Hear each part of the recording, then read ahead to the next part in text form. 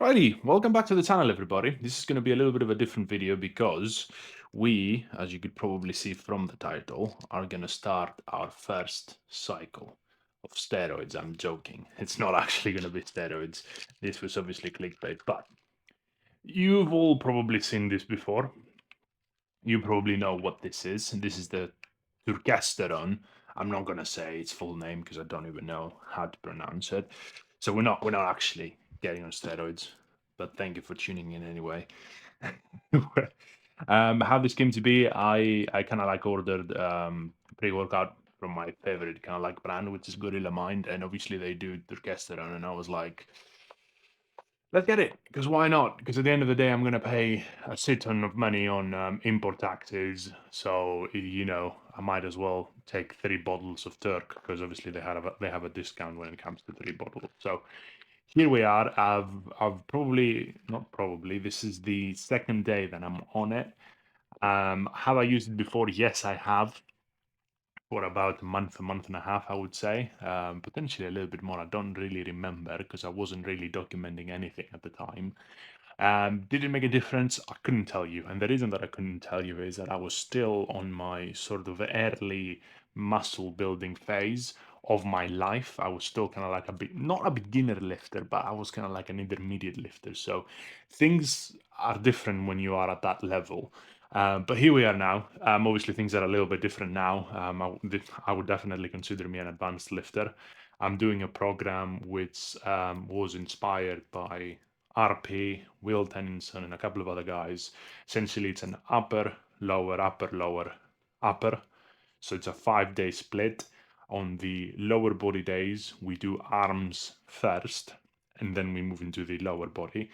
It's all on the channel. You can probably go and see it if you want. It is a very, very good program, I will say now. I've seen significant differences in strength. My progressive overload has become a lot better. I'm actually tracking stuff, which is probably something that I should have done to begin with. But it doesn't really matter when you are a beginner, you know? You just have to go to the gym, lift some heavy stuff. If the effort is there, you're going to get the results that you're due. You don't have to track stuff, not a lot of stuff. Ideally, you want to track your calories and if you're cutting or, bulking. But for the most part, you don't really have to count how many reps you do. You don't really have to count how much weight you put in the body. You have an idea, but that's about it. So yeah, that's how this came to be. Have used it before, but obviously back then, different time. Have I really gained anything? Actually, very hard to tell because obviously I was still gaining muscle. I was still putting on some pounds a year, I would say, of muscle. So there was definitely an upward trend in strength and all that kind of stuff, and size, of course. So it's a little bit of a different time this time around. That was like 2 years ago, anyway. So, with that being said, we are going to start taking some Turk. For me, it's going to be 5 pills a day. It says on the back 1 to 2 a day, but for advanced lifters, 3 to 6 pills, kind of like spread throughout the day. I did 5 before. I know I was all right. Felt nothing negative off the back of that. So I'll take 5 again, 3 right before training, and the other 2 kind of like split throughout the day. Why am I doing it like that? I don't know if it works better. I have no idea, but it worked last time. So pretty happy with that. I'm going to keep doing it because I know it works. Now, I'm going to show you right now my sort of diet. This is just a day, just a random day, but for the most part, the macros that you see in front of you remain the same for the most part. That is my diet at the moment. I am on a cutting phase, as you can probably tell. Um, and I know I'm losing weight. I'm not very fast. This is kind of like a proper cutting phase I know it's going to take 3 to 4 months to kind of like get to a level where I need to maintain my weight for a little bit and then start cutting again. But we'll see how that goes. In terms of everything else, minerals, vitamins, and so on, the only thing that I'm deficient in is vitamin E and vitamin K. And it's not that I'm not getting any, but I'm definitely not getting as much as I should have. And again, I can see that in the app. The app actually tells me if I am deficient in anything or not. I supplement with omega-3s, I supplement with creatine, I supplement with vitamin D because I am in the UK and there's no fucking sun here, guys. I don't know if you know that, but there is no sun. It's a myth. Doesn't exist here. And what's the other thing? I think the other thing is iron and magnesium, but and zinc. Yes, definitely. But yeah, I'm not deficient in anything else except vitamin E and K. But yeah, I don't know how useful these vitamins are. I'm sure they play a role. I just never really cared about them, if I'm honest. In terms of measurements, I am 6'4", which is 194 centimeters. For you guys out there, in terms of weight, I'm 125 kilos. Yes, 125 kilos, or 275 and a half pounds. I'm not going to do this in stone. If you want to, you can go on Google and just use a conversion calculator or whatever. Again, on a cutting phase, 125 kilos is a bit too much for me. I know I have some unnecessary fat on me, hence why I'm cutting. I want to go down to 120, 12, or sorry, rather 120 or 117. This is kind of like a very good weight for me to be in. I know from last time. I'm not super lean, but I'm definitely healthy. And this is kind of like what I want to be for a while before I'm going to start cutting into, getting lower to like the 12% body fat, which I've done once before. And not a big fan, to be honest. It was probably too rushed, in all honesty. It's probably not that bad, but I rushed it. I was cutting a lot of weight. I was probably losing consistently 3 kilos a month, which it is an extreme weight loss diet. And at the same time, I was training very, very hard to gain muscle. I'm sure it got to a degree where I wasn't actually gaining any more muscle. I was just maintaining and the amount of muscle that I had at the time and losing weight, of course. But yeah, it was kind of like everything was kind of like last. It was the first time around, and this is bound to happen, guys. It's fine. Um, from a day-to-day perspective, nothing really changes, which is why I wanted to do this now. I wanted to get on it to see whether or not this is going to actually make me stronger, allow me to keep progressively overloading, if this makes sense, and whatnot. But yeah, for the most part, we'll see what this does, and everything else will remain at the same level that it is right now, which means diet-wise, that's the same. We're not really going to change the calories as of now, especially not in the next month. They're going to remain the same. The daily intake of calories is going to remain the same. The daily amount of protein is going to remain the same. The amount of sleep, I'm very consistent with these things. I never drink alcohol, not even a little bit. Like, I just don't drink. I don't smoke, so there's nothing to get in the way of me building muscle. I don't necessarily do it for that reason, but at the same time, I don't do any of this kind of stuff. So it's good to know. But yeah, I guess most importantly, my diet is very consistent and my sleep patterns are very, very consistent. So I'm happy with these things. And they have to be consistent because if they change, it doesn't really matter what you're on. If these change, your results will change. These are the most important. Diet and sleep are by far the most important factors if you are building muscle. Then comes training. Because if you fuck up your sleep, it doesn't matter how good you train. If you don't sleep, well, and diet wise, again, doesn't matter how good you train, if you're only eating 1,000 calories a day, you ain't building any muscle, I can tell you that much. On top of that, if you're drinking alcohol, fuck my life, your body is not in a fun state. Exercise, kind of like routine wise, workout routine wise, I've written down the amount of sets that I do here, and I'm going to go through them pretty quickly. I'm also going to put something up now so you guys can actually go through and see, what am I doing on a day-to-day basis and how I've structured my days. So chest, I overall I do 17 sets throughout the week. Obviously, they're split in 3 workouts. I do 5 sets for the upper chest, and I do 12 sets for the mid, but also kind of like general pressing movements. So flat dumbbell presses, and then I do flat Smith presses, I believe. as well. So these are kind of like exercises that, yeah, you train your entire chest, but it is a little bit of front delts, a little bit of triceps. So there's more to it. Back, I do 17 sets of back again, split throughout the week, divided by 3 essentially. And out of these 17 sets, 3 of these sets are myo rep max sets, which means that whatever I can get for the first set, I take the first set to failure essentially. And however many reps I get, I kind of have to match on the other 2 sets. But obviously, because I'm going to be more tired, I'm going to be taking small breaks, 5 to 10 seconds, and then do as many reps as I can. Rest for 5 to 10 seconds, do as many reps as I can. Moving into arms. So, as I said, I do arms right before legs. And what I do is I do 6 um, sets for biceps, 6 for the inside, and 6 for the outside portion of the bicep. Now, when you do preacher curls, it targets the inside of the bicep. You can actually see it if your sort of grip is in a supinated position and you just do a curl, you feel it more in here. Whereas if you just do a hammer curl, you feel it more on the outside of the bicep. That doesn't mean that preacher curls don't train the outside of the bicep or that hammer curls don't do anything for the inside of the bicep, but they definitely target the outer or the inner. Depends. So 6 sets of for the inside of the bicep. They are all myo rep mats sets, and 6 sets for the outside of the bicep. 3 of those are myo rep mats. For the triceps, I only do 6 sets total for triceps, and only 3 of those 6 are myo rep match sets.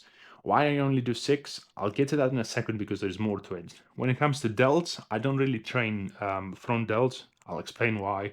I focus mostly on my side delts, and I do total 12 sets of side delts, 6 sets of, side lats. 3 of these are myo rep mats, and then I do 3 supersets. So essentially 6 sets because it's like I do 3 lateral raises and then 3 upright rows. So it's 6 sets in total. This is just a superset, and this is a myo rep mats superset. I'll tell you why I do so much volume on these specific muscle groups, biceps and side lats, but we'll get to that. Moving into legs. Actually, let's finish the delt side of things. I do rear delts. I do 3 sets only, and these 3 sets are my rep mat sets. This is per week, by the way, guys. Okay, the amount of sets that I'm talking about. So I'll explain why I only do 3. We'll get to that in a sec. But let's go to legs before we do that. 6 sets of hamstrings, specifically seated hamstring curls. All of these sets are my rep mats sets, and then I do 6 sets of leg press, so 3 and 3 split in 2 throughout the week, and then 4 sets of Smith squats. I'll explain why Smith squats. I'll explain why I only do 2 sets instead of 3 on the Smith squats. Sorry, 2 sets instead of 3 on a daily basis, I meant. And then lastly, I do 3 sets of leg extensions per week, and this is a myo rep exercise. So now that we're done with the numbers, let's actually get into the whys. So why do I do 6 sets of triceps, and I do 6 sets for the inside of the bicep and 6 sets for the outside of the bicep? So total, I do 12 sets for the biceps, out of which 9 of those are myo rep mats exercises. For the triceps, I literally do half the quantity. Why? Because generally speaking, the bicep is a much small, not a much, but it's a smaller muscle than the tricep, which means that the bicep, smaller muscles, can actually recover way faster than bigger muscles. This is especially true for your legs, compared to your arms, for example. If I train legs, I need to have a few days of rest in between of not doing anything leg related, until I can actually hit them again. That's not the same for my biceps. That's not the same for my side lats because they're small muscles, so they recover quickly. And in terms of the triceps, when I said 17 sets of chest exercises, out of which approximately 3 are kind of like general pressing movements such as flat dumbbell press, you do use quite a lot of triceps when you do those, and you do use quite a bit of front delts as well. And that's why I don't actually do front delts quite at all, if I'm honest. If it gets to the point where my front delts are kind of like hindering my whole look and they need to come up, I'll train front delts. But for now, they're okay. I don't really bother with them. So that's why I only do 6 sets of triceps, because I train triceps when I do chest day, not chest days, when I do chest. Sometimes some exercises specifically will engage my triceps. And again, triceps are not much, they're a bigger muscle than your biceps and your side lats. So you can actually train them less, literally. The same logic applies for the side um, for the side delts. And the reason that I'm saying that is because they are a very small muscle. I can train them probably every day to failure, and I think I could probably train them 6 times a week easy. And that's kind of like what you should do if you really want them to grow. But again, it's not a realistic sort of expectation. But I train them 3 times a week, and all of these, well, except ones, but the most of the sets are Maya reps. There's a superset there, which is the entire 3 supersets are actually Maya rep mats supersets. Very painful stuff, but they can actually handle a lot of volume. If you go back and you want to see the videos what I'm actually training them, there isn't a lot of weight that I don't really need to move a lot of weight with them. I just need to do a lot of repetitions, and this is especially true for smaller muscle groups versus larger muscle groups. There is a stark difference when it comes to that. Again, going into the leg side of the day, leg portion of this discussion anyway, 6 sets of hamstrings specifically, because obviously when you do leg presses, Smith squats, you still engage a little bit of your hamstrings. Although I will say leg presses and Smith squats, especially if you're doing them properly, they're predominantly a quad exercise. They're going to target your quads essentially. And then, of course, leg extensions, again, purely quads. But I will say now, with the amount of weight that I use on these exercises and how I've actually split the two between the 2 days, whole sets between the 2 days, I can barely recover for the next leg day. Sometimes I think I don't even recover until the next leg day, and I go to do legs and I'm not fully recovered. If you don't feel like that, if you feel like you recover quicker, feel free to chuck something else in there. That's why I only do 2 sets of Smith squats on these days, so 4 sets total. And I don't do 3 sets of Smith squats, because after everything, after I'm done with the leg press, there is really only so much that I can actually give on the Smith squats. Keep that in mind. And that pretty much explains everything. And when it comes to rear delts, you could argue that I should be doing a little bit more, because rear delts are actually probably the smallest. I don't know if you even want to call it a muscle group. I don't know if you can call it a muscle group, but they are a very small muscle. They're like, well, that big. I don't know.